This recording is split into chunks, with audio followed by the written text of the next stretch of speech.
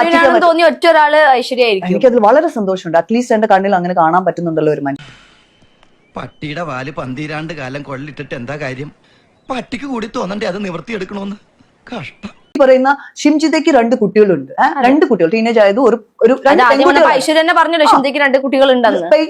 ആ കുട്ടികളുടെ ഒന്നും ഇമോഷൻ പ്രശ്നമല്ല. മരണം കഴിഞ്ഞിട്ട് അമ്മേന്റെ ഫേസ് എടുത്തിട്ട് ഞാൻ കണ്ടിട്ടുണ്ട് അമ്മമാര് കരയുന്നത്. ഇത്ര പബ്ലിസിറ്റി കൊടുത്ത്, ഇത്ര റൊമാൻറ്റിസൈസ് ചെയ്ത്, ഇത്ര ഗ്ലോറിഫൈ ചെയ്തൊരു ഫേസ് കാണിക്കുന്ന ഞാൻ അനാവശ്യം പറഞ്ഞാൽ പെണ്ണാണെന്നും ഞാൻ നോക്കൂല.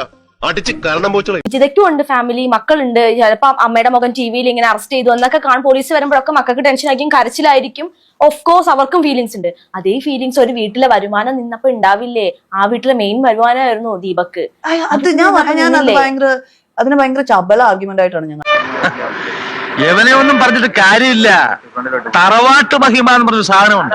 അതൊന്നും ഇവന്റെ പടിവാളന്റെ 5 അയലോത്ര പോയിട്ട് വരുമാനം നിൽക്കുക എന്നൊക്കെ പറയുന്നതും ഒരു ഇമോഷണൽ സപ്പോർട്ട്, 2 കുട്ടികളുടെ ഗ്രോത്തിന്റെ മെന്റൽ സ്റ്റെബിലിറ്റിയെ കുറിച്ച് ചിന്തിക്കുന്നതും നമ്മൾ ഭയങ്കര ഒരിക്കലും അല്ല. അത് നമ്മളുടെ ചിന്താഗതിയുടെ പ്രശ്നമാണ്. തലയ്ക്കകത്ത് എന്താണ് ചെളിയാണോ? അവൻ അയാളെ കൺട്രോൾ ചെയ്യണമായിരുന്നു. അങ്ങനെയാണെങ്കിൽ ഇങ്ങനെയുള്ള സ്ത്രീകളുണ്ടല്ലേ, അവർ തട്ടി സോറി പറയാനുള്ള അയാൾ പാളി നോക്കുന്നുണ്ട്. ഞാൻ പറയട്ടെ, നിങ്ങൾ സംസാരിച്ച ഒരു മനുഷ്യന് ചിലപ്പോൾ പറഞ്ഞു കാണത്തില്ല. ഞാൻ സംസാരിച്ച 100 കണക്കിന് ആൾക്കാർ അത് പറഞ്ഞിട്ട്. ഐശ്വര്യയുടെ ഫാദർ ഇതുപോലൊരു ബസ്സിൽ യാത്ര ചെയ്യാണ്. അറിയാതെയോ അറിഞ്ഞുകൊണ്ടോ കൈയൊന്ന് അതെങ്കിലും വെറുതെ തട്ടി. ഇതുപോലൊരു വീഡിയോ കുട്ടി എടുക്കുകയും ചെയ്തു. ഇത് സോഷ്യൽ മീഡിയയിൽ വൈറലായി. എന്ത് ചെയ്യും ഐശ്വര്യ? എന്റെ അച്ഛനൊരു അബ്യൂസറാണ്.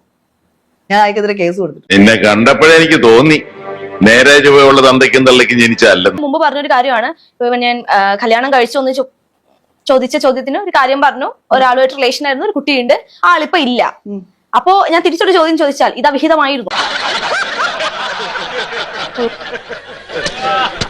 ഞാനൊരു കാര്യം പറയട്ടെ, കേരളത്തിൽ നിങ്ങളെ കൊണ്ടുള്ള ആൾക്കാരുടെ ചിന്തയും ചോദ്യങ്ങളുണ്ടല്ലോ, ഇത് തന്നെയാണ് ഇതിനെ മുന്നോട്ട് കൊണ്ടുപോകാത്തതിന്റെ മെയിൻ കാരണം. ഇമ്മാതിരത്തെ കോണസ്റ്റ് ചോദ്യം ചോദിച്ചാൽ എന്നെ ഇവിടെ വിളിച്ചെടുത്തിട്ട് ചൊറിയേണ്ട ഒരു കാര്യം.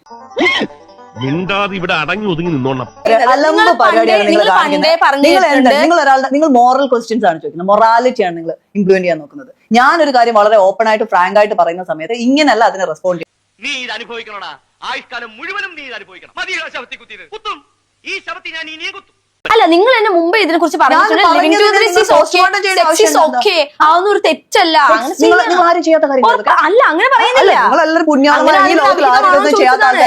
അവിഹിതം എന്നൊക്കെ പറയുന്നത് നിങ്ങൾ ഈ പറയുന്ന ഒരു വൃത്തികെട്ട ചിന്താഗതി ഉണ്ടല്ലോ, വൃത്തികെട്ട ചിന്താഗതി. ഇതിനൊക്കെ മറുപടി പറഞ്ഞ് ഞാൻ വീണ്ടും ഇവിടെ ഇരിക്കുകയാണെന്നുണ്ടെങ്കിൽ നമ്മൾ തമ്മിൽ വേറെ രീതിയിൽ